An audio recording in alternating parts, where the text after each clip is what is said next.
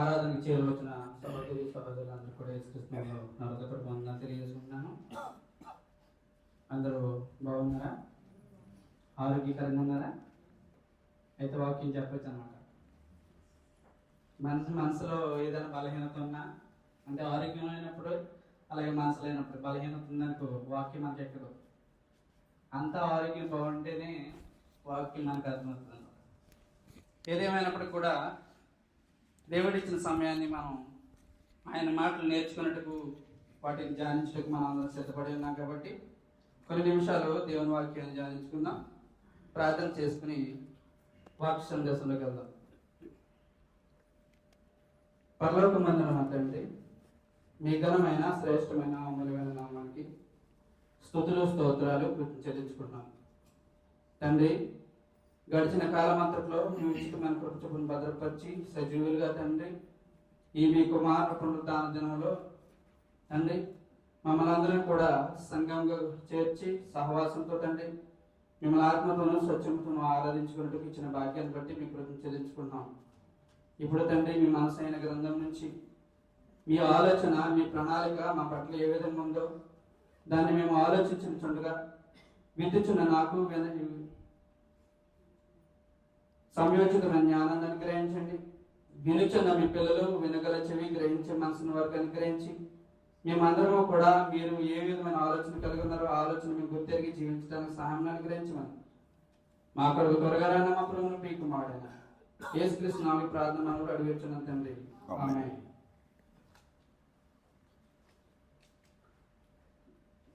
ఈ దినాన్ని మనం నేర్చుకోబోతున్న అంశము,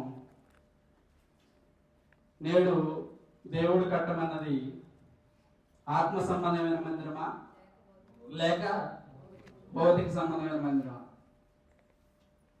గత వారం చాలా విషయాలు నేర్చుకున్నాం. ఏ విషయం నేర్చుకున్నాం? చాలా విషయాలు మర్చిపోయారా? ఏ మందిరం గురించి నేర్చుకున్నాం? భౌతిక సంబంధమైన మందిరం గురించి. దాని కట్టడం, అది ఎలా కట్టారు, ఏ విధంగా కట్టారు. దావీదు కట్టాలని ఆలోచన కలిగినప్పుడు దావీదును వద్దన్న దేవుడు సొలొమోను ద్వారా, ఆయన కట్టమనలే, సొలొమోను కట్టని ఉద్దేశించింది. అప్పుడు ఏం చేశాడు? సొలొమోనుకి కట్టాలని ఉద్దేశం కలిగి ఉన్నాడు కాబట్టి అని సొలొమోనుకి ఏం చేశాడు? జ్ఞాన వివేకములు అనుగ్రహించాడు. జ్ఞాన వివేకములు అనుగ్రహించడాన్ని బట్టి ఆయన మందిరాన్ని ఎలా డిజైన్ చేసి కట్టాడో, ఎన్ని లక్షల మంది ప్రతిదినం మందిరం వెనకాల పనిచేశారు, అలాగే అన్ని లక్షల మంది కట్టుకున్నప్పుడు కూడా ఏ విధమైన ఆలోచనతోటి శిల్పకారులు ఏ విధంగా చెక్కాలో, ఆ మందిరాన్ని ఏ విధంగా కూడా బంగారంతో దాన్ని పొదిగితే, బంగారంతో పూస్తే దేవుని ఘనత వస్తుందో సొలొమోను ఏం చేశాడు? సమస్తం కూడా చేసి దేవునికి, అంటే మందిర ప్రతిష్టప్పుడు ఎలా ఉందంటే చాలా బహిరంగ పండుగ ఉంది. అంత రంగరంగ వైభవంగా మందిరాన్ని తీర్చిదిద్ది అప్పుడు కూడా దేవుడు సొలొమోనుకి ప్రత్యక్షమయ్యాడు. ఏమని? నువ్వు నా ఆజ్ఞలను, నా కట్టడలను కనుక విడిచిపెట్టేస్తే నువ్వు కట్టిన మందిరం కూడా అవసరంలే. నువ్వు కూడా ఏమవుతావంటే నా ప్రజలను పరిపాలించడానికి అర్హుడు కాకుండా భ్రష్టత్వంలోకి వెళ్ళిపోతావు అన్నాడు. అంటే ఎప్పటికప్పుడు సొలొమోనుకి దేవుడు హెచ్చరిక కలిగజేశాడు. అయినప్పటికీ కూడా ఆ హెచ్చరికల్ని సొలొమోను వినలే. దేవుణ్ణి విసర్జించేసి ఏం చేశాడు? అన్య దేవతలకి విగ్రహాలు కట్టే పరిస్థితి, అన్య దేవతలకి గుళ్ళు కట్టే పరిస్థితి. ఏ చేతులతో అయితే దేవుని మందిరాన్ని కట్టాడో, ఏ చేతులతో అయితే దేవుని మహిమ కొరకు మందిరాన్ని నిర్మించాడో, అదే చేతులతో మందిరాలు, అంటే ఏంటి, విగ్రహాలకి, అన్య దేవతలకి చేసుకున్న భార్యలను బట్టి అన్య దేవతలకి ఏం చేశాడు?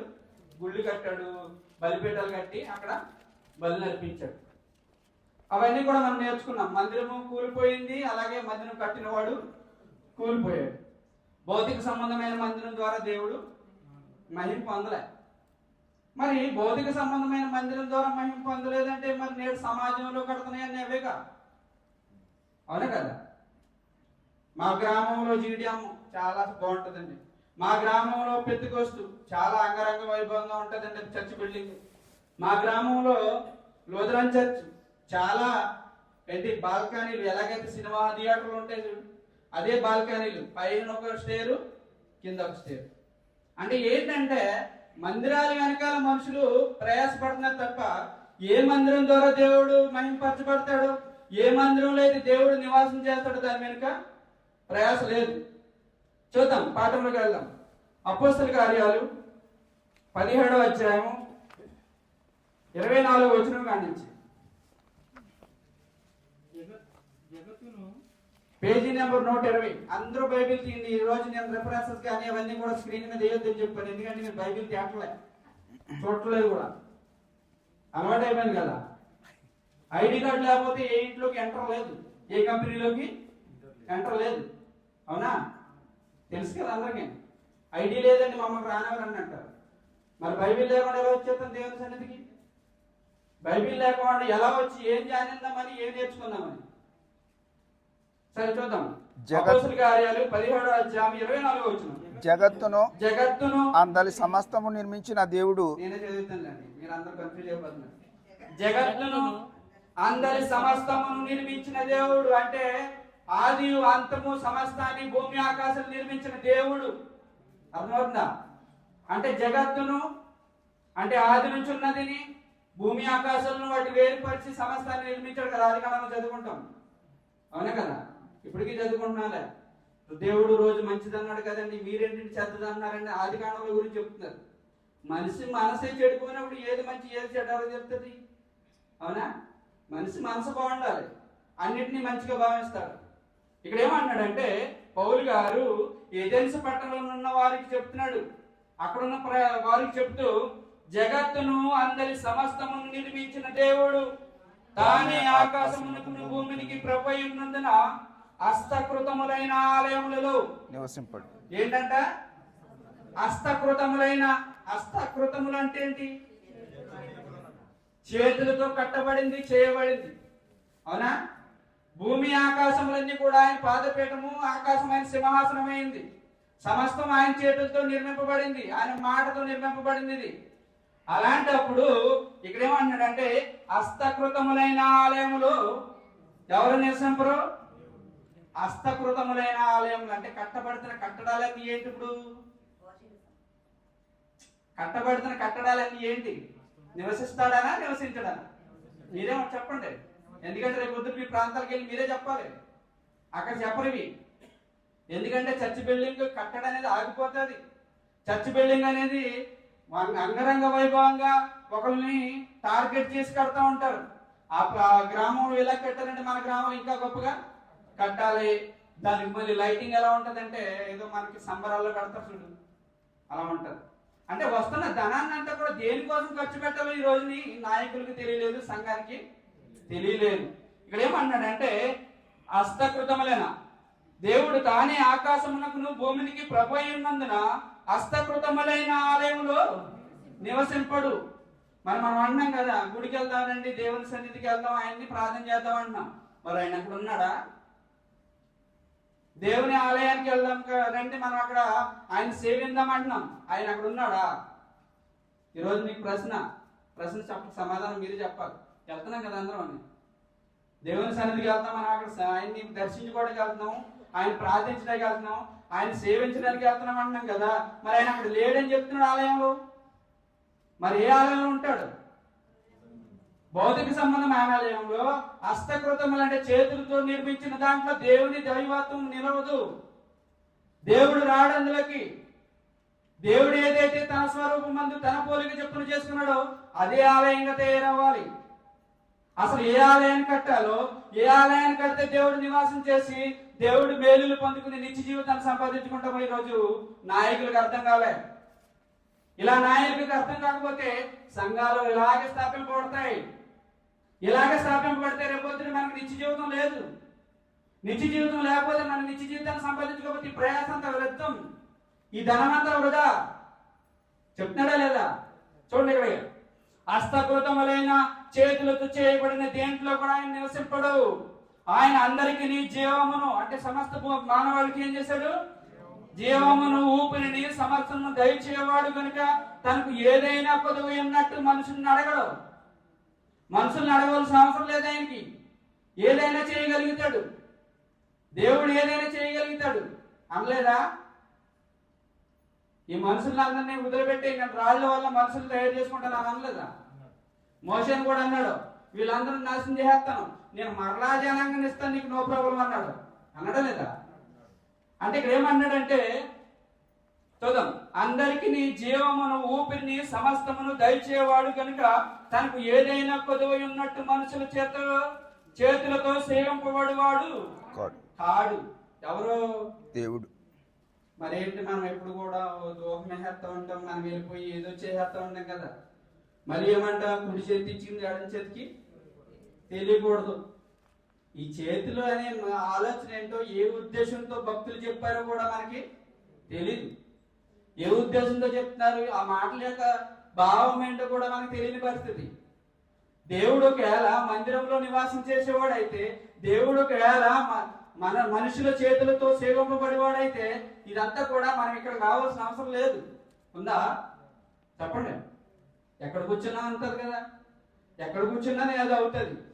అసలు మందిరం ఎందుకు నిర్మించాలి? మరి మందిరము భౌతిక సంబంధమైన మందిరాలు నిర్మిస్తున్నారు, అలాగే నిర్మింపబడిన మందిరాలు ఎందుకు చెప్పండి?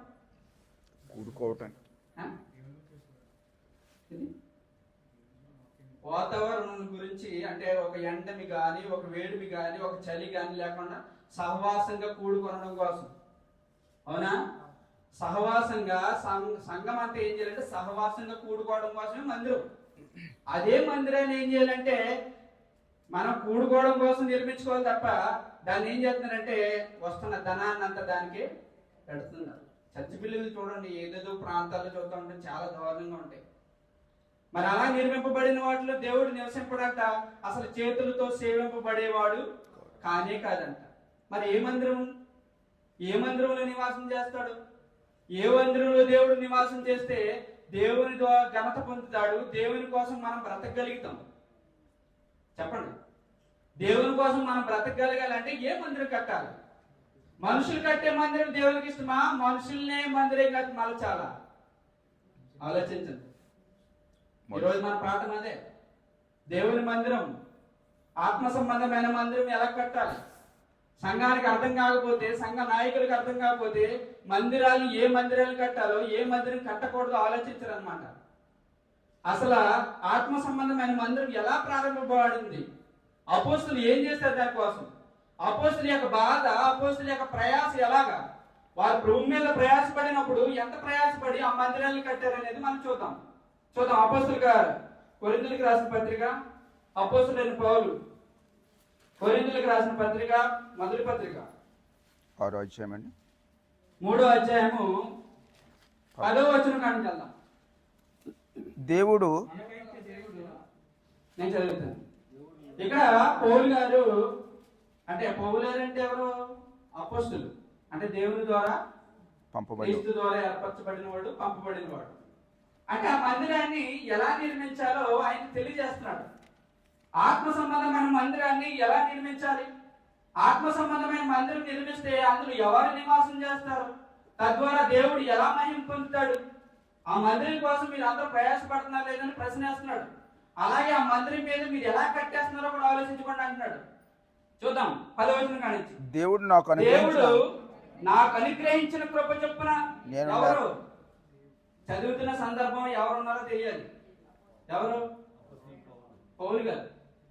చదువుతున్న సందర్భం మనకు అర్థం కాకపోతే ఇక్కడ ఎవరున్నారో తెలీదు, తర్వాత చదివారు కానీ ఎక్కడున్నారో ఆయన తెలియదు అంటారు. చదువుతాం అక్కడ 10వ వచనం. దేవుడు నాకు అనుగ్రహించిన కృప చొప్పున నేను నేర్పరినై శిల్పకారుని వలె. అంటే మందిరాన్ని కట్టాలంటే ఇప్పుడు ఎవరు కావాలి? తెలిసిన వాడు కావాలి. దాన్ని ఎలా డిజైన్ చేయాలో, దాన్ని ఎలా డిజైన్ చేస్తే ఆయనకి ఇష్టం అవుతుందో, దాన్ని ఎలా డిజైన్ చేస్తే ఆయన అందులో నివాసం చేస్తాడో తెలియాలి. అది తెలుసుకోకుండా మందిరాలు కట్టేస్తూ, తెలుసుకోకుండా అనేక మందిని మనం నడిపించేస్తున్నాం అనుకుంటే దేవుడు ఒప్పుకోడయి ఆఖరికి ఫెయిల్యూర్ అయిపోతాయి. చదువుతూ ఇక్కడే ఉంటుంది మనకు ఆన్సర్. పౌలు గారంట, దేవుడు నాకు అనుగ్రహించిన కృప చొప్పున నేను నేర్పరినై శిల్పకారుని వలె పునాది వేసి తిని. ఏ పునాది? దేనికి పునాది? దేనికి పునాది వేసాడు? ఇప్పుడు వాళ్ళింటికా? లేకపోతే ఏమన్నా భౌతిక సంబంధమైన మందిరానిక? మరి దేనికి పునాది వేయాలి? దేనికి పునాది వేసి అని చెప్తున్నాడు పౌలు. ఆ పునాది ఎలా వేయాలో, ఎలా వేశాడో, ఏ విధంగా దాని మీద వారు కట్టుతున్నారో ఆలోచించుకోమన్నాడు. అక్కడ కిందకి చూద్దాం. పునాది వేసుకుని మరి దాని మీద కట్టుచున్నాడు. ప్రతివాడు దాని మీద ఎలాగ కట్టుచున్నాడో జాగ్రత్తగా చూసుకోవాలి. అంటే అపోస్తలుకి, అంటే క్రీస్తు రావడం, క్రీస్తుని ఎవరు పంపించారు? తండ్రి పంపించాడు. తండ్రి పంపించిన తర్వాత క్రీస్తు ఏమయ్యాడంటే పునాది ఎలా వేశాడో క్రీస్తు తెలియజేశాడు. క్రీస్తు తెలియజేసిన తర్వాత అపోస్తలు కూడా నేర్పాడు ఆ పునాది ఎలా వేయాలో, ఆ పునాదిని ఎలా కట్టాలో, పునాదిని వేటితో కడితే నిలబడుతుందో అనేది అపోస్తలు నేర్పాడు. ఆ పౌలు గారు అదే మాట్లాడుతున్నాడు. మరి అప్పుడు దాని మీద కట్టుచున్నాడు. ప్రతివాడు దాని మీద ఎలా కట్టుచున్నాడో జాగ్రత్తగా చూసుకోవాలి. లేకపోతే ఏమవుతుంది? కూలిపోతుంది. సొలొమోను కూడా అంతే కదా. సొలొమోను మందిరం కట్టేస్తున్నా, నేను చాలా అంగరంగ వైభవం కట్టేస్తూ ఉన్నాడు. దేవుని వాక్కు వచ్చి హెచ్చరిస్తుంది, నువ్వు చేస్తున్నది కరెక్ట్ కాదు, ఒకసారి రిలైజ్ అవ్వందులోంచి అంటున్నాడు. కానీ వాళ్ళు రిలైజ్ అవ్వలే. అలాగే చెప్తాడు మనకు కూడా, కానీ మనమేమో చూడడానికి జాగ్రత్తగా చూసుకునే వాళ్ళను. వేయబడిన తప్ప మరి యొక్క పునాది ఎవడును వేయనేరడు. ఈ పునాది యేసుక్రీస్తే. ఏ పునాది? ఆత్మ సంబంధమైన మందిరానికి పునాది. దేవుడు నివసిస్తాడు కదా. దేవుడు ఏదైతే నివసిస్తానో, దేని ద్వారా అయితే నేను సేవింపబడతానో, దేంట్లో అయితే నివాసం చేసి మీకు అందరికి కాపుదలగా ఉండి మిమ్మల్ని ఇచ్చి జీవితాన్ని తీసుకెళ్తాను అన్నాడు చూడు, ఆ మందిరానికి. ఆ మందిరానికి ఏం చేశాడు ఆయన? పునాది వేశాడంట. ఆ పునాది ఎవరు? యేసుక్రీస్తే. వేయబడిన తప్ప మరి ఒక పునాది ఎవడును వేయనేరడు. ఈ పునాది యేసుక్రీస్తే. ఆ పునాది ఎలా వేయబడింది, ఆ పునాది ఎలా వేయబడింది, ఎలాగ దాన్ని కట్టారనేది చూద్దాం. ఎవడైనాను వచ్చేది చదవబడిన వాక్యపట్నం పేతురు రాసిన మొదటి పత్రిక 2వ అధ్యాయం. పునాది ఏంటో మనకు తెలియాలి. ఇప్పుడు పునాది ఏంటో తెలిస్తే దాని మీద ఎలా కట్టాలో తెలుస్తుంది. పునాది తెలియలేదు అనుకో, మనం ఎలా పడితే అలా కట్టేస్తాం, తర్వాత ఏమవుతుంది? అవునా? చాలా మంది చూడండి, లంక ప్రాంతాలకు వెళ్ళి కట్టుకుంటారు. రుద్రబాబు అక్కడ వరద వచ్చి కొట్టుకుపోతుంది అన్నప్పుడు అక్కడే కడతారు. లేదండి మనకి పుట్టుకుతో ఇక్కడే ఉన్నాండి అంటారు. ఆ లంక ప్రాంతాల్లో వచ్చి ముంచేస్తున్నప్పుడు ఏం చేస్తారు? మనం ఏమంటాం? మనం వరద వచ్చినప్పుడల్లా ఏంటి బాధలేదు కానీ అనుకుంటాం. అవునా? కొంచెం గట్టిగా వర్షం కురిసిందంటే వరద వచ్చేస్తుంది. అలా వరద వచ్చి కురిసేసినప్పుడు ఏమవుతుంది? పునాది లేదు, ఏమీ లేదు. అవునా? మట్టి నేల, సరైన మట్టి నేల లేదనుకో, అక్కడ వేసిన పునాది కూడా వెళ్ళిపోతుంది. తర్వాత మనం దానికి ఎన్నో కట్టి ఉపయోగం లేదు. చూద్దాం ఇక్కడ చదవబడిన వాక్యపట్నం పేతురు రాసిన మొదటి పత్రిక 2వ అధ్యాయము 4వ వచనం కానీ చదువుదాం. మనుషుల చేత విసర్జింపబడినను. ఎవరు విసర్జింపబడ్డారు? చదవట్లేదా? మనుషుల చేత విసర్జింపబడిన వాడు అంటే ఏదైతే పునాది వేసి, ఏదైతే ఆత్మ సంబంధమైన మందిరం అంటే, ఆత్మ సంబంధమైన మందిరం అంటే ఆత్మ అంటే ఎవరు? దేవుడు. ఆత్మ సంబంధమైన మందిరం అంటే దేవుని సంబంధమైన మందిరం అని దాన్ని విభజించండి. దేవుని సంబంధమైన మందిరము, దేవుడు నివాసం చేసే మందిరం అని దాని అర్థం. ఆత్మ సంబంధమైన మందిరం అంటే అది. చూద్దాం అక్కడికి. మనుషుల చేత విసర్జింపబడినను. ఎవరు? యేసుక్రీస్తు. ఏదైతే ఆత్మ సంబంధమైన మందిరమో, ఏ మందిరంలో అయితే దేవుడు నివాసం చేస్తాడో ఆ మందిరం వేయడానికి వచ్చాడు ఆయన. ఆ మందిరం పునాది వేసి దాన్ని కట్టాలని వస్తే ఏం చేశారంటే మనుషులు అందరూ కూడా ఆయన్ని చంపేయడానికి విసర్జించారు అన్నమాట. విసర్జన అంటే ఏంటి తెలుసా? తెలీదా? విసర్జన అంటే మళ్ళీ దానికి తిరిగి చూడమని. విసర్జనించడం అంటే మళ్ళీ దాన్ని మనకు అవసరం లేదని విడిచిపెట్టేసానికి మళ్ళీ మనకు గుర్తుంటుంది. విసర్జన అంటే మళ్ళీ దాన్ని మనం తిరిగి చూడమని. అవి ఏదైతే పునాది వేయడానికి వచ్చాడో ఆ పునాది వేసిన ఆయన ఏం చేయాలంటే మనుషులందరూ అంట మనుషుల చేత విసర్జింపబడినను, దేవుని దృష్టికి ఏర్పరచబడినది, అమూల్యమును సజీవమైన రాయి యొక్క ప్రభువునకు వచ్చిన వారై. అంటే ఏదైతే పునాది వేయడానికి ఆ పునాది యొక్క మొట్టమొదటి రాయి ఎవరు? క్రీస్తు, యేసుక్రీస్తు. ఆయన భూమి మీదకి వచ్చి భూమి మీద సర్వ మానవాల్ని దేవుని మందిరాలుగా తయారు చేయాలనుకున్నాడంట. ఈ భౌతిక సంబంధమైన మందిరాలు కట్టేసి దేవుని మహింపడతాం అనుకున్నారు, కానీ వాటి ద్వారా దేవుని మహింపరచట్లేదని ఆత్మ సంబంధమైన మందిరాలుగా ప్రతి వారిని కట్టాలనుకున్నాడంట. ప్రతి వారిని కట్టాలనుకుని ఆయన ఏం చేశాడంటే ఆ డిజైనింగ్ చేసి ఆయనే మొట్టమొదటి రాయిగా ఉన్నాడంట. ముఖ్యమైన మూలరాయి అంటాడు. చదవండి కిందికి. మనుషుల చేత విసర్జింపబడినను దేవుని దృష్టికి ఏర్పరచబడినది దేనికి? ఆత్మ సంబంధమైన పునాది వేయడానికి, ఆత్మ సంబంధమైన మందిరం కట్టడానికి పునాది మొట్టమొదటి రాయి. అమూల్యమైన సజీవమైన రాయియకు ప్రభువు నద్దకు వచ్చిన వారై ఎవరు? ఎవరైతే ఆయన్ని అంగీకరిస్తారో, ఎవరైతే క్రీస్తులోనికి బాప్తిసం పొందుతారో వారు అంగీకరించిన వారై, చదవండి, యేసుక్రీస్తు ద్వారా దేవునికి అనుకూలమైన ఆత్మ సంబంధమైన బలులను అర్పించుటకు గొర్రెలు మేకలెట్టుకెళ్తే ఇక్కడ సెట్ అవ్వదు. ఇక్కడ ఆత్మ సంబంధమైన బలులు అంటే మనం అట్టుకెళ్ళి క్షయమైన వాటిని అర్పిస్తే సెట్ అవ్వదు. ఏదో మా చెట్టుకాయ కాసిందని మొట్టమొదటి కాయ మందిరం వెళ్తే కుదరదు. అక్కడికి మాకు బాగా పంట పండిందని చెప్పేసి ఒక గ్లాసు బియ్యం మట్టుకు చేస్తే కుదరదు ఇక్కడ. అవునా? చాలాసార్లు చెప్పాను మీకు. ఇవన్నీ కూడా క్షయమైపోయి ఏమన్నంటే మాస్టర్ గారు అనుకుంటాడు, ఆయనకి ఏం ఉపయోగం లేదు. మీరు అట్టి రావాల్సిన ఆత్మ సంబంధమైన బలులంట. ఆత్మ సంబంధమైన బలులంటే విరిగి నలిగిన హృదయం. ఆత్మ సంబంధమైన బలులంటే దేవుని కోసం నిత్యము స్మరించి ఆయనకు ప్రార్థన చేస్తూ ఈ బ్రతుకునిచ్చావంటే నీకోసమని బలులు హృదయం నుంచి రావాలి. చదువుదాం కిందకి. యేసుక్రీస్తు ద్వారా పరమున్న తండ్రికి అనుకూలములకు ఆత్మ సంబంధమైన బలులు నర్పించుటకు పరిశుద్ధ యాజకులుగా ఉండినట్లు ఏదైతే సొలొమోను మందిరం కట్టాడో ఆ మందిరంలో పరిశుద్ధ స్థలము, అతిపెద్ద స్థలం ఉండేది. అందులో పరిశుద్ధ యాజకులు ఉండేవారు. ఆ పరిశుద్ధ యాజకులు ఏం చేయాలంటే దేవునికి బలులు అర్పించేవారు, దేవునికి బలులు అర్పిస్తూ ఉండేవారు. కానీ తర్వాత ఏదైందంటే వాళ్ళు ఏం చేశారంటే ప్రతి ఏటా బలులు అర్పించటమే. ఎవడైతే మందిరానికి వస్తున్నాడో తన బతుకును శుద్ధిపరచుకుంటున్నాడు. ఒక మేకనో కోడినో తీసుకొచ్చి బలి అర్పించేస్తున్నాడు. మళ్ళీ తిరిగి వెళ్ళిపోయి సంవత్సరం అంతా కూడా తన ఇష్టం వచ్చిన బ్రతుకుతున్నాడు. ఇలాగ ఏడాది జరుగుతుంది. అయితే దేవునికి ఇష్టం లేదు, మనుషులు మార్పు లేదు, మనుషులు హృదయపూర్వకంగా దేవుని సేవించట్లేదు. అప్పుడు దేవుడు ఏం చేశాడంటే ఈ మందిరం యొక్క డిజైనింగ్, మందిరం యొక్క నిర్మాణం అంతా మార్చాలి. ఈ మందిరం ఏ విధంగా మార్చాలంటే ఆత్మ సంబంధమైన బలులు అర్పించాలి. అక్కడ క్షయమైన వాటిని తీసుకురావడానికి వీల్లేదు. అందుకని చెప్తున్నాడు చూడండి, యేసుక్రీస్తు ద్వారా పరమున్న దేవునికి అనుకూలములకు ఆత్మ సంబంధమైన బలులను అర్పించుటకు పరిశుద్ధ యాజకులుగా ఉండినట్లు మీరును సజీవమైన రాళ్ళ వలె ఉండి, సజీవమైన రాళ్ళ వలె, చచ్చిపోయిన రాయి ఇక్కడ పనిచేయదు. ఎవరైతే క్రీస్తుని అంగీకరించి క్రీస్తు యొద్దకు వచ్చారో వారు క్రీస్తు ద్వారానే బ్రతకాలి. దేవుడు నివాసం చేసే మందిరంగానే ఉండాలి. దేవుడు నివాసం చేసే మందిరంగానే ఉంటే ఎల్లప్పుడూ కూడా ఆత్మ సంబంధమైన బలులే అర్పించాలి. అదర్వైజ్ ఇంకేమీ లేవు. చాలా మంది దూరం నుండి బలులు అర్పిస్తారు. ప్రసంగ గ్రంథంలో చెప్తాడు, దూరం నుండి బలులు అర్పించడం కంటే సమీపించి ఆలపించడం మేలు అంటాడు. అంటే బుద్ధిహీనుడు అంట దూరం నుంచి బలులు అర్పిస్తాడంట.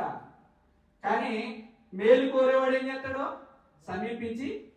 చూద్దాం ఒకసారి, చూడండి రిఫరెన్స్. ప్రసంగ గ్రంథం 5వ అధ్యాయం 1వ వచనం, 2వ వచనం.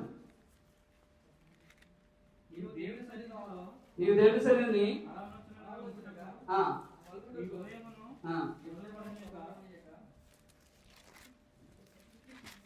5వ అధ్యాయం ఎంత అండి? మొదటి నుంచా? 5వ అధ్యాయం 1వ వచనంలో 2వ మాట, సమీపించి ఆలకించుట శ్రేష్టము, వారు తెలియక దుర్మార్గ పనులు చేయుదురు. బలులు అర్పించాం, దేవుని సన్నిధి కానుక పంపించాం, మనం ఎలా బ్రతికినా పర్వాలేదు అనుకున్నాం మనం. కానీ వాళ్ళు ఎవరు? బుద్ధిహీనులు. దేవుని సన్నిధి కానుక పంపించేసి ఆ కానుక ఎలా వాడబడుతుంది, ఎలాగైనా పర్లేదు మనం పంపించేసాం అనుకుంటే సెట్ అవ్వదు. ఆత్మ సంబంధమైన బలులే కావాలంట. ఇక్కడ దూరం నుండి బలులు అర్పించేయడానికి సెట్ అవ్వదు. మన పాఠం వచ్చేది ఇక్కడ బుద్ధిహీనులు అర్పించే బలుల గురించి మీకు అందుకే తెలియజేస్తున్నాను. చూద్దాం. అక్కడ యేసుక్రీస్తు ద్వారా దేవునికి అనుకూలముకు ఆత్మ సంబంధ బలులను అర్పించుటకు పరిశుద్ధ యాజకులుగా ఎవరైతే క్రీస్తుని అంగీకరించారో వారు. యాజకులు అంటే ఏంటి? పాపం చేసిన వాడు వస్తే వాడు పాపాన్ని ఎలా కడుక్కోవాలో, ఏ విధంగా కడుక్కుంటే ఏ విధంగా వాడు పాపాన్ని విడిచిపెడితే పరిశుద్ధుడిగా తీర్చిదిద్దబడతావో దేవునికి నీ పాపికి మధ్యలో ఉన్నవాళ్ళు పరిశుద్ధ యాజకులు. యాజకులు అంటే పూజారి, అంతేనా? పూజారి దగ్గరికి ఎందుకు వస్తారు? ఏదో ఒక బలి అర్పించి ఆ పాపాన్ని కడుక్కోవాలని అర్థం. పూజారే పాపాత్ముడైతే ఏమన్నది? ఇంకా అదే కదా జరుగుతుందా? మనం అలా జరుగుతుంది. ఇక్కడ అందుకే ఏమన్నాడంటే పరిశుద్ధ యాజకులుగా ఉండినట్లు మీరును సజీవమైన రాళ్ళవలే ఉండి ఆత్మ సంబంధమైన మందిరాలుగా కట్టబడుతున్నారు. ఎవరు? క్రీస్తు యొద్దకు వచ్చేవాళ్ళు. క్రీస్తుని ఎలాగైతే ఆయన వచ్చాడు, అపోస్తుల ద్వారా తెలియబడ్డాడు, ఆ విధంగా అంగీకరించిన వాడు. ఆత్మ సంబంధమైన మందిరాలుగా ఎవరు తీర్చిదిద్దబడుతున్నారు? ఇప్పుడు క్రీస్తుని అంగీకరించిన వారు, సంఘములో చేర్చబడి క్రీస్తుని ఎవరైతే బాప్తిసం పొందారో వారందరూ కూడా ఆత్మ సంబంధమైన మందిరాలుగా కట్టబడుచున్నారు. ఎలా అనగా ఇదిగో నేను ముఖ్యమును ఏర్పరచబడినదియు అమూల్యమైనది మూలరాతిని సీయోనులో స్థాపించున్నాను. యెరూషలేములో ప్రారంభించాడంట మొట్టమొదటి సంఘం. మొట్టమొదటిగా పునాది వేశాడు అక్కడ ఆత్మ సంబంధమైన మందిరానికి. మొట్టమొదటిగా పునాది వేశారు అక్కడ అపోస్తులు ఆత్మ సంబంధమైన మందిరానికి. యేసుక్రీస్తు ద్వారా మొట్టమొదటి పునాది వేయబడింది అక్కడ. ఆ పునాది ఎలా కట్టాలో చెప్పాడు. మీరందరూ కూడా సజీవమైన రాళ్ళంట. సజీవమైన రాళ్ళంటే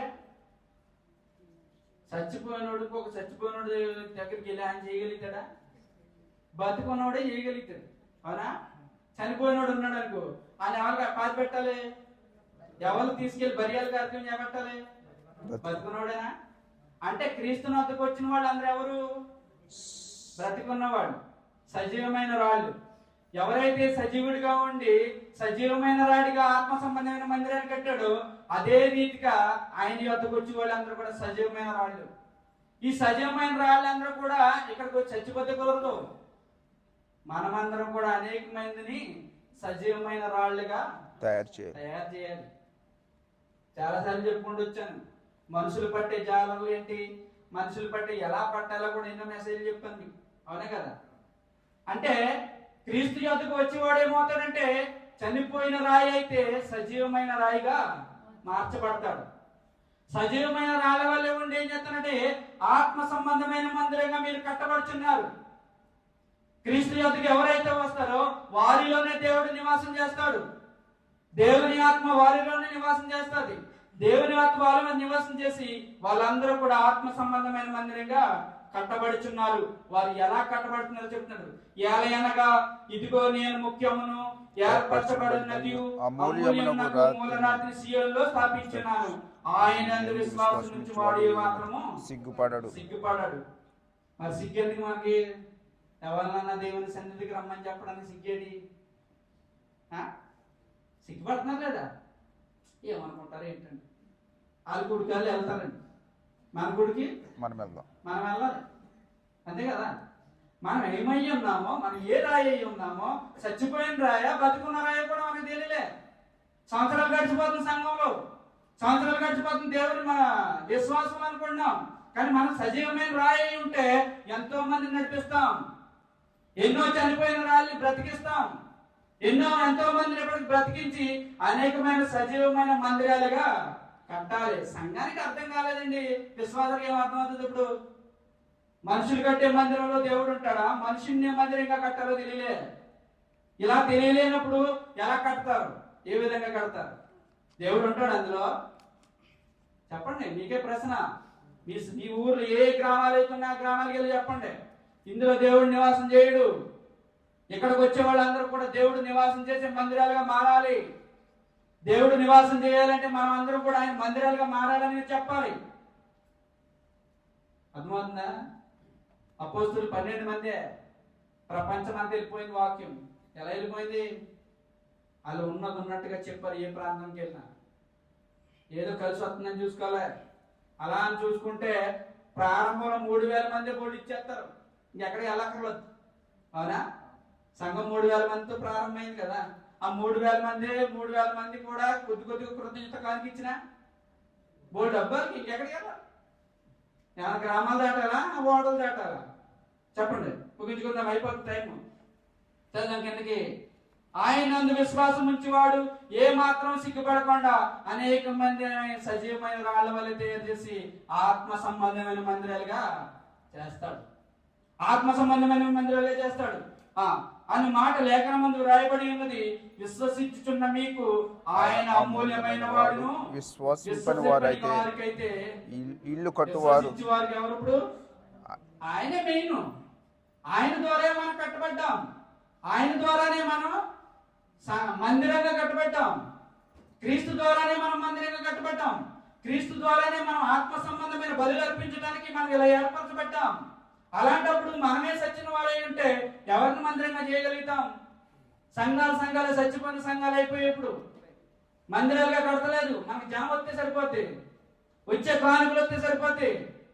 కానుకలు వచ్చాయంటే సంబరాలు. యానివర్సరీలు వచ్చాయంటే ఎన్ని వేలు వెళ్ళిపోతున్నాయి? 40-50 వేలు ధరమ్స్ అంటే 50 వేలు ధరమ్స్ అంటే ఎంత ఇంటికాడ చెప్పండి? 12 లక్షలు అవుతుంది. 12 లక్షల రూపాయలు ఒక రోజుకి ఖర్చు పెట్టేస్తున్నారు ఇక్కడ. దేనికోసం వాడాలో ధనము తెలియట్లేదు. దేనికోసం వాడమన్నాడో ఆ ధనం అంతా కూడా వాళ్ళ హృదయాన్ని ప్రేరేపించి దేవుని సన్నిధికి తీసుకొస్తే వాటిని ఏం చేస్తున్నారంటే వీటన్నిటిని గొప్పల కోసం ఉపయోగిస్తున్నారు. ఎక్కడెక్కడ క్యాంపుల్లో జరిగి ఇంతకు ముందు క్యాంపుల్లో జరిగితే క్యాంపులో వాళ్ళని అరబాబుని రిక్వెస్ట్ చేసి ప్రోగ్రాం జరిగిపోరు ఫ్రీగా. కానీ ఇప్పుడు అలా లేవు. బయటకు వెళ్ళిపోదాం, పెద్ద గ్రౌండ్లు తీసుకుందాం. మనం చేసినట్టు ఎవడో చేయకూడదు. ఆ దేవుని కోసం చేస్తున్నారా, దేనికోసం చేస్తున్నారా? ధనం అంతా ఎందుకు అలా ఖర్చు పెడుతుందో తెలియదు. మళ్ళీ సంఘానికి వచ్చి ఒక డబ్బు ఇవ్వకపోతే వాడికి ఫోన్ ఉండదు, మెసేజ్ ఉండదు. వస్తారు కానివ్వండి, చచ్చిపోయిన వాళ్ళు ఫలించారంటారు. మరి అంటే డబ్బు ఇస్తే ఫలించినట్ట, ధనం అటుకైతే ఫలించినట్ట, దేవుని సన్నిధికి ఏమైనా తీసుకొచ్చి నీ చేతిలో పెడితే ఫలించినట్ట. వాళ్ళు ఆత్మ సంబంధమైన బలులు అర్థం కాలే. చదువు కిందకి. విశ్వసించున్న మీకు ఆయన అమూల్యమైన వాడు. విశ్వసింపని వారికైతే ఇల్లు కట్టువారు ఏ రాతిని నిషేధించుదురో అదే మూలకు తలరాయి ఆయన. ఎవరైతే ఇల్లు కట్ట అంటే ఇల్లు అంటే క్రీస్తు యొక్క ఆత్మ సంబంధమైన మందిరమే. కొన్ని పర్యాయ పదాలు మీకు చాలా సార్లు చెప్పారు. మందిరము, గుడి, ఆలయము ఇవన్నీ కూడా ఏంటి? ఇల్లు కూడా. ఆయన నివాసం చేసేది మనం ఏమంటాం? ఇల్లే. ఇవన్నీ కూడా పర్యాయ పదాలు. అవన్నీ కూడా ఏమవుతున్నాయంటే ఆయనంట ఇల్లు కట్టువారు ఏ రాతిని నిషేధించురో అదే మూలకు తలరాయి ఆయను, మరియు అడ్డురాయి అడ్డుబండయు ఆయను. వారు అట్ట చూడండి, కట్టువారు వాక్యమునకు ఏంటది? అవిధేయుల విధేయుల కవిదేయులు. మరి చదవండి. కవిధేయులంటే అవిధేయులండి, విధేయులు అవ్వలేదు. మీరు చెప్పేదాకా నేను చెప్పను. అంటే వాక్యానికి అవిధేయుల విధేయుల? అవిధేయులు. వాక్యానికి అవిధేయులు అయిపోయారు. వాక్యం ఎలాగైతే చెప్పాడో దేని ద్వారా మందిరాలు కట్టట్లే. అవునా? వాక్యానికి అవిధేయులై కడితే, విధేయులై కడితే మందిరాలు ఎలా పాడైపోవు. అవిధేయులై కడుతున్నారు కాబట్టి ఆత్మ సంబంధమైన మందిరాలే లేవు. మన సంఘానికి సంబంధించిన వాళ్ళు ఎక్కడ ఉన్నారనుకో అక్కడ కూడా ఏర్పాటు చేయాలి పెద్ద మందిరం.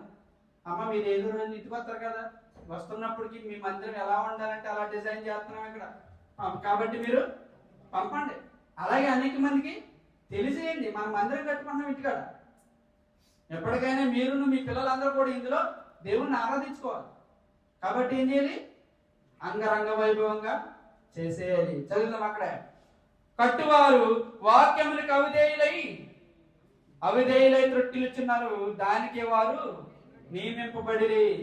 సొలొమోను మందిరం కడుతున్నప్పుడు దేవుడు ఎన్నోసార్లు వచ్చి హెచ్చరించాడు, నువ్వు వాక్యాన్ని విడిచిపెట్టావు, దేవుని ధర్మశాస్త్రం నువ్వు ధ్యానించట్లేదు కాబట్టి నీ జీవితం ఏమైందంటే త్రొట్టిల్లిపోతుంది. ఇక్కడ మందిరాలుగా నిర్మించేవారు వాక్యాన్ని ధ్యానించుంటే దేవుడు ఏదైతే మందిరం కట్టమన్నాడో, క్రీస్తు ఏదైతే పునాది వేశాడో ఆ పునాది మీద మందిరాలు కడతారు. అలా కట్టట్లేదు కాబట్టి ఏమవుతుంది? ఈరోజుని దేవుడు మరలా చెప్పిస్తున్నాడు కట్టండి అనేసి. అయితే పౌలు గారు వేసిన పునాది యేసుక్రీస్తు ద్వారా అందరినీ కూడా ఆత్మ సంబంధమైన మందిరాలుగా కట్టాలని ప్రతి ప్రాంతం ప్రతి పట్టణం వెళ్ళిపోతున్నాడంట. ఏ పట్టణం వెళ్ళిపోయినా కూడా అక్కడ నలుగురు చేర్చడం, క్రీస్తుని గురించి తెలియజేయడం, వారికి బాప్తిస్మం ఇవ్వడం, వారిని కూడా ఆత్మ సంబంధమైన మందిరాలుగా కట్టేస్తున్నాడు. ఎక్కడా కూడా ఆయన పెద్ద పెద్ద భౌతిక సంబంధమైన మందిరాల గురించి మాట్లాడలేదు, కట్టలేదు. అవునా? ఎన్నో పత్రికలు రాశాడైనా, ఎన్నో సంఘాలు తిరిగాడు, ఎన్నో పట్టణాలు తిరిగాడు, కానీ ఎక్కడ కూడా పౌలు గారి పేరు వచ్చింది అక్కడ పైన ఉన్నాయన్నీ అయ్యే. దేవునికి ఎలాగైతే క్రీస్తు ద్వారా మందిరం కట్టమన్నాడో ఆ మందిరాన్ని ఏం చేశారంటే మనుషులు వచ్చేసారు అందులోకి. క్రీస్తు లేడు, ఆత్మ లేదు. మా పాస్టర్ గారు ఏం చెప్తాదండి, ఆయన చెప్పేదంతా కరెక్టే. ఎవరున్నారు ఇప్పుడు? దేవుడా? మా పాస్టర్ గారా? పాస్టర్ గారు వచ్చారు హృదయంలోకి, దేవుడు రాలే. ఆయన ఏం చెప్తారే మనకి? ఆయన చాలా బాగా చెప్తారండి. ఆయన ఎలా నడిపితే అలాగే ఏమైపోయారండి, అందరూ కూడా అంటుపట్టు వేసుకున్నారు ఇక్కడ సంఘ కాపర్లకి, సంఘ పరిచర్యకులకి, సంఘ పెద్దలకి. ఆ విధంగా అంటుకట్టుబడిపోయారు. వాక్యం లేదా దగ్గర. అందుకే అన్నాడు అక్కడ వారు దానికే వారు నియమింపబడి కాబట్టి వాళ్ళందరూ కూడా చీకటిలోకి పోతున్నారంట. ఎవరైనా భక్తి జీవితానికి కాస్త వ్యక్తి జీవితానికి తీసుకుపోయేవానుకో నువ్వు నిత్య జీవితాన్ని సంపాదించుకోలేవు. భక్తి జీవితమే, వ్యక్తే. ఆడి ఏదో రోజు పోతాడు, నశించిపోతాడు. కానీ మనం అలా ఉండకూడదు. భక్తి జీవితంలో ఎప్పుడు కూడా మనం ఆత్మ సంబంధమైన మందిరం, మనలో దేవుడు నివాసం చేస్తున్నాడు, దేవుని ఆత్మ నివాసం చేస్తుందని మనం ఏం చేయాలంటే నిత్య జీవిత అడుగులు వేయాలి. చూద్దాం అపోస్తలుల కార్యాలు, కొరింథీయులకు రాసిన పత్రిక 3వ అధ్యాయం 12వ వచనం కానీ చూడండి, ముగించుకుందాం, టైం అయిపోయింది. ఎవడైనను ఈ పునాది మీద బంగారం, వెండి, వెలగల రాళ్ళు. 10వ వచనం కానీ చూడండి. దేవుడు నాకు అనుగ్రహించిన కృప చొప్పున నేను నేర్పరిని శిల్పకారుని వలె పునాది వేసి తిని. ఆ శిల్పకారుని వలె పునాది వేయడం అంటే క్రీస్తుకి ఏదైతే తెలియజేశాడో పౌలు గారు కూడా అదే పునాది వేశాడు. అనేక మందిని ఆత్మ సంబంధమైన మందిరాలకు కట్టుచున్నాడు, పునాది వేసి తిని.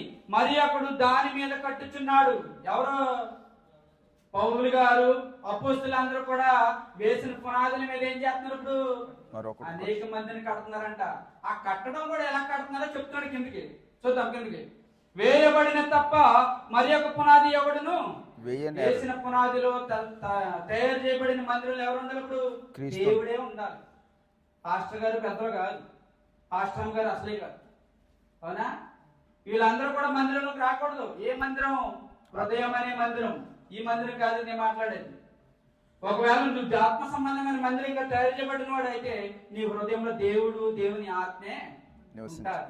ఆత్మ సంబంధమైన బలులు అర్పిస్తావు. కిందకి వేయబడిన తప్ప మరొక పునాది ఎవడును వేయనరుడు. ఈ పునాది యేసుక్రీస్తే.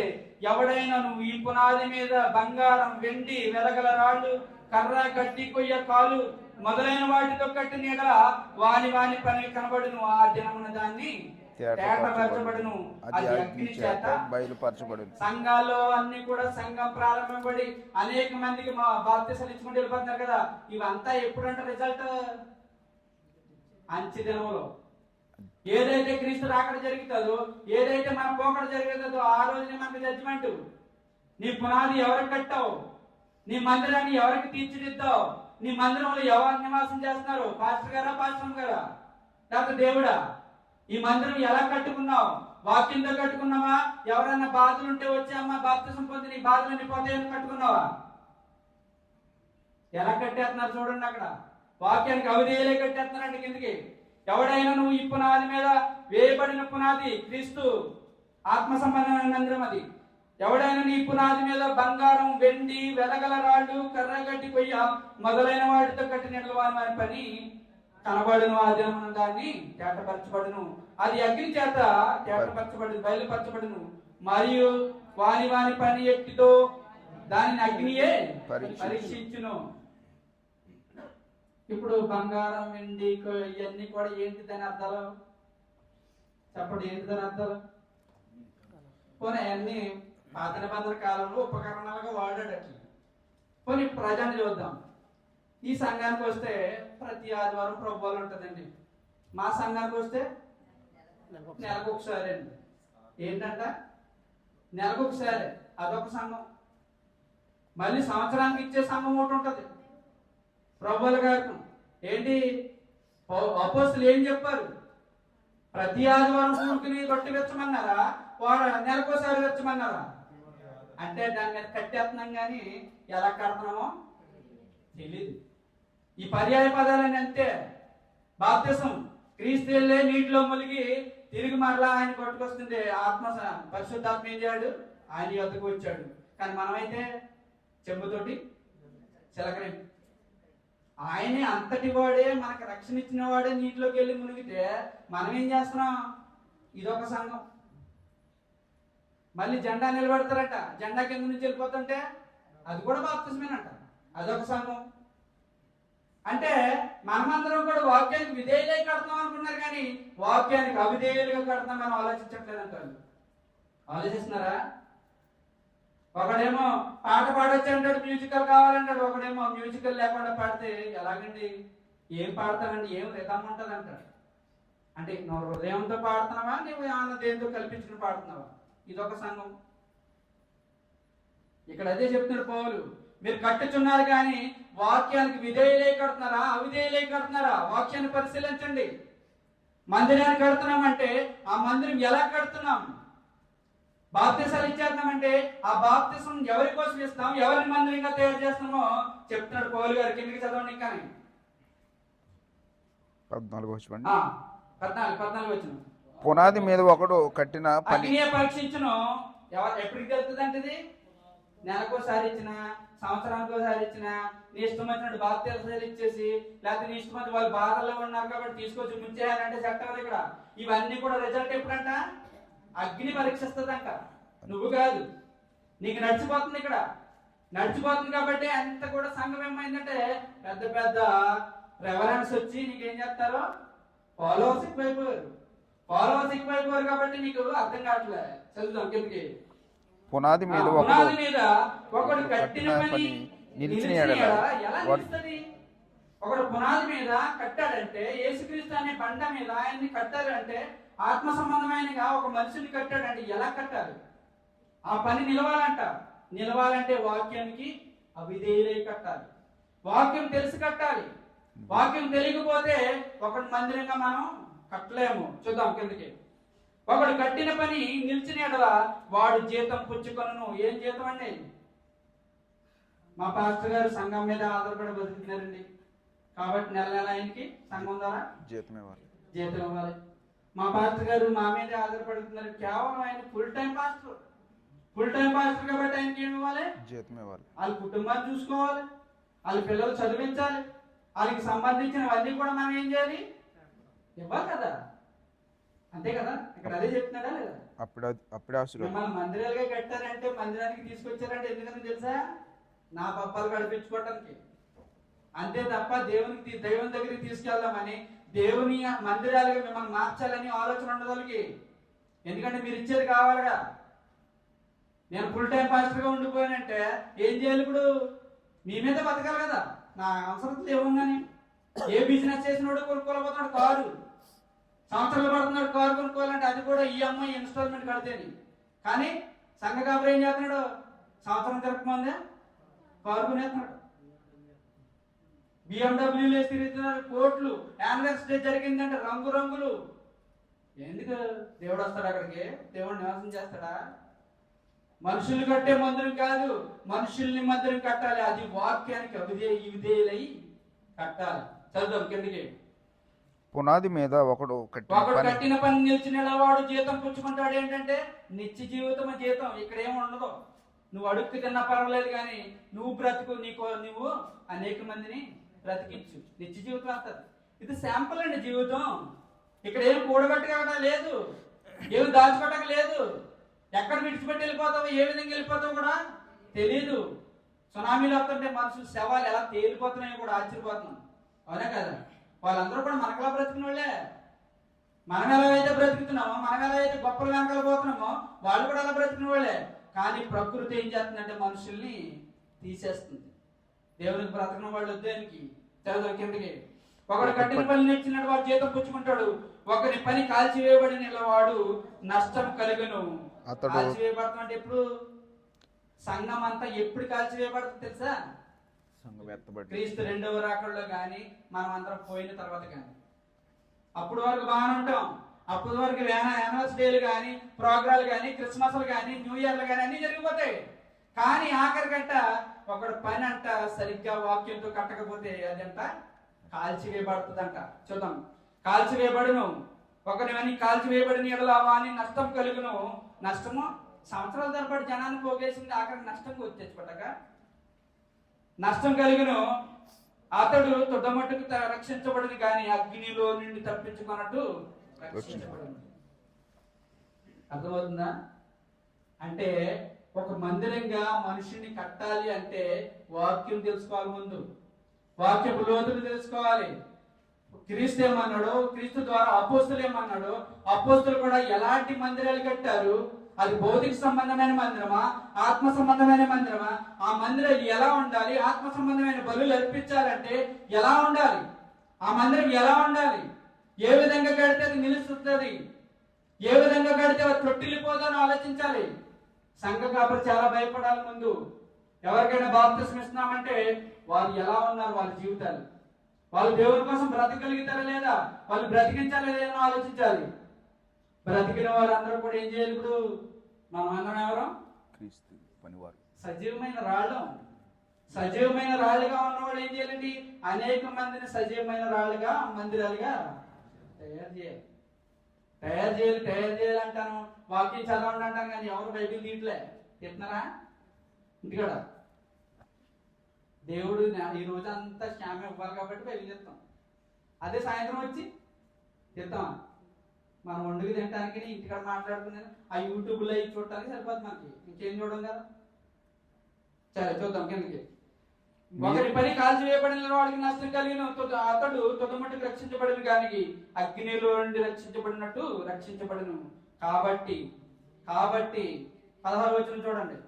మీరు దేవుని ఆలయమై ఉన్నారని, దేవుని ఆత్మ మీలో నివసించుచున్నాడని మీరు ఎరుగరా?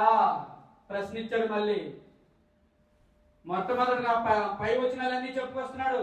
మీరు దేవుని ఆలయమే ఉన్నారు, దేవుని మందిరంగా మీరున్నారు, దేవుని మందిరంగా మీరున్న ఆత్మ సంబంధమైన బలులే మీరు ప్రకటించాలి కానీ భౌతిక సంబంధమైన బలులు కాదని చెప్తున్నాడు పౌలు. దేవుని ఆత్మ అంటే మనలో నివాసం చేస్తుందంట. దేవుడికి నివాసం చేయడం చోటు లేదేంటి? మనం నివాసం చేయడానికి డబుల్ స్టేర్లు కట్టుకుంటున్నాం, కానీ దేవుని నివాసం ఎక్కడ తెలుసా? సజీవమైన మనలోనే, సజీవులుగా ఉండే మనలోనే. ఎవరైతే క్రీస్తు యొద్దకు వస్తారో, ఎవరైతే క్రీస్తుని ధరించుకుని ఆయన విశ్వసిస్తారో, ఉన్నట్టుగా నేర్చుకుని వారి దగ్గర క్రీస్తు నివాసం చేస్తాడు. దేవుని ఆత్మ నివాసం చేస్తుంది. దేవుని కోసం బ్రతకాలని ఆలోచన ఉంటుంది, ప్రేరేపణ ఉంటుంది. చచ్చిపోయిన రాళ్ళు ఉండవు అక్కడ. ఆత్మ సంబంధమైన మందిరాల దగ్గర చచ్చిపోయిన రాళ్ళు ఉండవు. ఆ మందిరం చనిపోయిన రాళ్ళతో కట్టబడదు. కాబట్టి చూద్దాం 16వ వచనం. మీరు దేవుని ఆలయమై ఉన్నారని, దేవుని ఆత్మ మీలో నివసించుచున్నాడని మీరు ఎరుగరా? ఎవడైనను దేవుని ఆలయమును పాడు చేసిన దేవుడు వారిని పాడు చేయను. దేవుని ఆలయం పరిశుద్ధమై ఉన్నది. అర్థమైందా? అంటే మీరు అందరూ కూడా ఇప్పుడు ఎవరు? దేవుని ఆలయం. బాప్తిసం పొందలేని కాదు, అందం ఆలయం అని అనుకోవద్దు. బాప్తిసం పొందలేని ఇప్పుడు కూడా సత్యం రాయ. ఎప్పుడైతే మారు మనసు పొంది క్రీస్తుని అంగీకరించి క్రీస్తుని ధరించుకుని పరిశుద్ధాత్మను పొందుకుంటాడు, అప్పుడే ఆలయం. అప్పుడు వరకు నువ్వు చచ్చిపోయిన రాయే, నువ్వు ఎక్కడ పడున్నావు ఒకటే. దేవుడు ఏదో శ్వాస నిశ్వాసాలు ఇస్తున్నాడు, బ్రతికేస్తున్నాం తినేస్తాం అనుకున్నాం, అది అన్నిలకు కూడా ఇస్తున్నాడు. భూమి మీద ప్రతి మానవాళికి సమస్తని ఇస్తాడు. దేవుడు ప్రతి వస్తువును దాన్ని పని కలిగజేసాడంట. నాశన దినానికంటే భక్తిహీనులు కలిగజేశాడంట.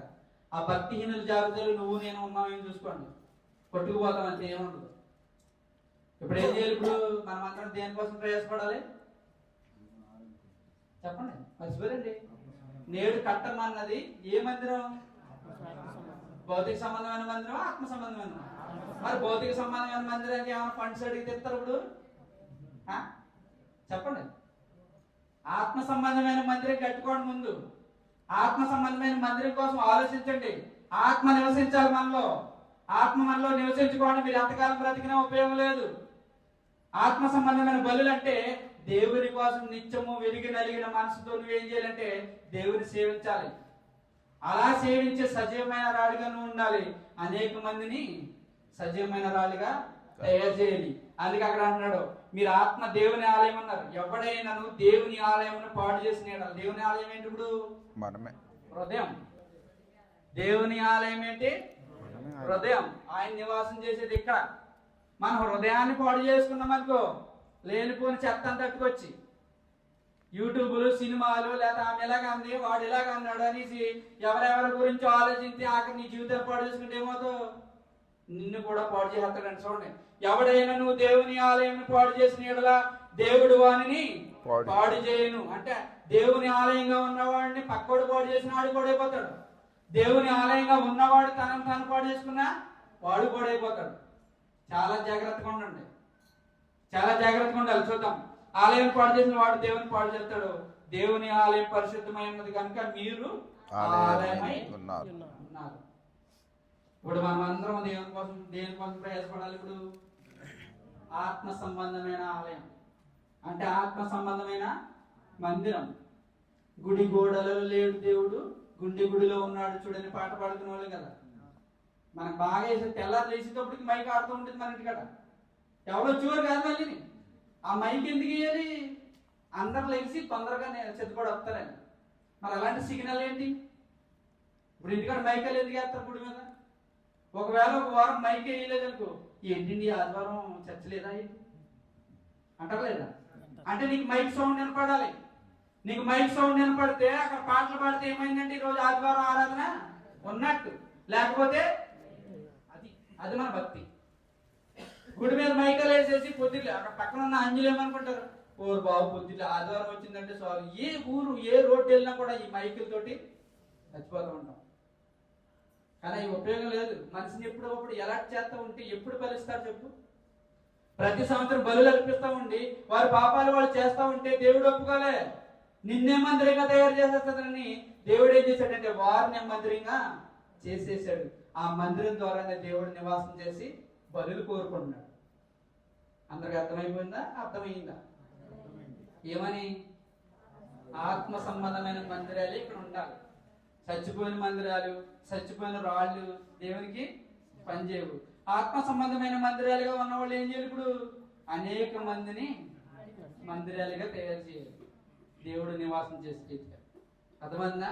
నేడు కట్టమన్న మందిరం ఆత్మ సంబంధమైంది. భౌతిక సంబంధమైంది. భౌతిక సంబంధమైన కట్టుకుంటూ వెళ్ళిపోండి. ఏ రోజు భూకంపం వస్తుందో కూలిపోతుందో తెలియదు. ఏ రోజు సునామీ వచ్చి కొట్టుకుపోతుందో తెలియదు. అవి ఫాయిదా లేదు, ప్రయోజనం లేదు. అవి ఆత్మ సంబంధమైన మందిరాలే కట్టుకోవాలని ప్రేమతి విషయాల ద్వారా నన్ను హెచ్చరించుకుంటూ మిమ్మల్ని హెచ్చరిస్తూ శ్రద్ధగా అనేక ప్రత్యేకంగా తెలియజేసుకున్నాను. ముగించేస్తున్నా, ప్రార్థన చేసుకున్నాను. మహాపరిశుద్ధులను మహాగణుడైన మా ప్రియపాలకు తండ్రి, మీ ఘనమైన శ్రేష్టమైన అమూల్యమైన నామానికి స్తుతులు స్తోత్రాలు. ఇప్పటివరకు తండ్రి మీ మనస్సైన గ్రంథం నుంచి అనేక విషయాలు తండ్రి ఈ ఆత్మ సంబంధమైన మందిరం నేడు సమాజంలో తండ్రి కట్టుచున్నవన్నీ కూడా భౌతిక సంబంధమైన మందిరాలే. ఆ మందిరాలు కూడా సంఘం ఎంత విధంగా ప్రయాసపడుతుందో, ఎంత ధనాన్ని వెచ్చిస్తుందో మేము అందరం చూసి ఉన్నాం తండ్రి. కానీ ఆ మందిరంలో మీరు నివాసం చేయాలని, హస్తకృతమైన ఆలయంలో మీరు నివాసం చేయాలని మీ లేఖనాల ద్వారా మమ్మల్ని హెచ్చరిస్తున్నారు. ఆ మాటల విన్న మేమందరం కూడా మా ప్రాంతాల్లో ఏ విధంగా తండ్రి మందిరాలు నిర్మిస్తున్నారు, ఏ విధంగా తండ్రి వారు ఆత్మ సంబంధమైన మందిరమా భౌతిక సంబంధమైన మందిరమా మేము పరీక్షించుకుంటూ మేమందరం కూడా నేర్చుకున్న మాటలను బట్టి అనేక మందిని ఫలింపజేసేవారుగా, అనేక మంది మీ కుమారుడిలో కట్టబడేవారుగా, అనేక మందిని సజీవమైన